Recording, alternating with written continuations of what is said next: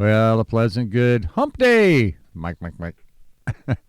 It's time to take a look at the overnight markets, and we'll swing right over to Premier Cooperatives. We do each and every morning to Doug Kropp. Premier Doug, good morning to you, sir.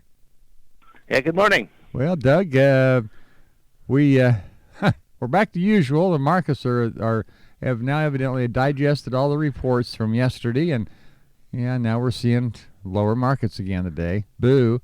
What did you think of the report, Doug? Well, for the most part, kind of came out what a lot of people were expecting. There were a few surprises here and there, a few tweaks here and there to a couple of things. We didn't maybe lower a couple of positive things. It was negative numbers probably, but they didn't lower ethanol production quite as much as some people thought they might. So that usage was a little bit better, and then good demand next year, especially in soybeans. So looking at the report overall, the reality is if we do get the corn planted, that's a big if, but they had the number from the planting intentions of 97 million acres. And you put that times the trend line yield, you get, over 3.3 billion bushel carryout. That's pretty daunting. Probably the largest number we'll see as we got there'll be some acres switched, there'll probably some prevent plant somewhere, and then also getting that trendline yield could be difficult with the start we got here. So that's probably the biggest number, but regardless of what happens, we're going to have a lot of corn and a fair number of beans and wheat, not only in the U.S. but in the world. So we got to just reset and take a look at where things go, and we will have some opportunities with weather or whatever, and try to continue to build back our economies to get the demand going, and take advantage of opportunities when they come up. We heard over the last couple of days that Brazil is really having an extreme problem with the coronavirus. It's now really hitting that country really bad. Although there are some reports, and I think you reported this morning as well, that Cargill down in Brazil, they a big grain trader, and it's a plant down there. They seem to be not having a big problem, but they are having some coronavirus problems.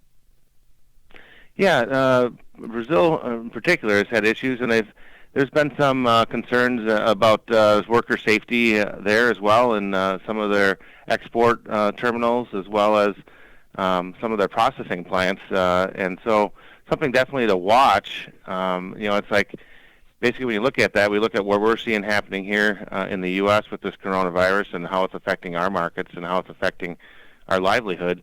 It's everywhere, and it's a world pandemic, and so you're seeing some reports in some of these other areas as well that they're dealing with it, and definitely affects just the overall flow of products worldwide. A few months ago, there was several foreign countries that just kept pumping oil, irregardless of what the OPEC nations were. They just continued to pump oil. But I found it interesting that there's reports now that because of the lack of travel, etc., and it could be for several months, the oil demand is going to go kaboom.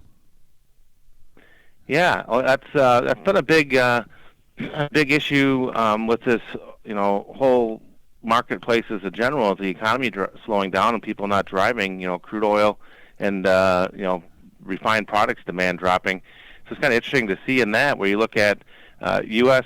production, dropping as much from as much as 11 million barrels per day at a record high to only 540,000 barrels a day. So definitely affecting that market, but the world production is still enough to supply what we need. So it's going to be interesting to see that. Also was surprised again yesterday to see the ethanol production, not going down as much as it did because of that, and then also ramping back up next year. So the USDA does have somewhat of a little brighter picture going forward. So hopefully that comes to fruition. Last question before we look at the markets, Doug. Were you surprised that they left the trend line yield at 178? Maybe, but I think it's so early in the first kind of report when we look at that. So right. I think it's more of a function of it's a wait and see type of thing as to where we'll be on that. Yep. Very good. Well, Doug, let's take a look at those numbers. They're a little bit negative today. Let's take a look at them. Doug Kropp from Premier Cooperative. Doug? Sure. July corn is down a penny and 3/4 at 3.20 1/2. The new crop December corn is down a penny and 1/4 at 3.34 1/2. And the soybeans, July beans, are down a penny and 1/2 at 8.50 1/2. November beans, new crop, are off a penny and 3/4 at 8.55 1/4. And the wheat is down a little bit as well. July wheat down 4 cents at 5.10 1/2, and December wheat is down 3 1/2 at 5.24 even. Premier Doug Kropp from Premier Cooperative with us each morning, looking at the overnight markets and forward to the day trade. And during those corporate trade day hours, Doug Kropp can be reached to the corporate number at 217-355-3369. That's 355-3369, or you can always go to their website, premiercooperative.net. Hey, Premier Doug, you have a Premier Wednesday. You have one as well.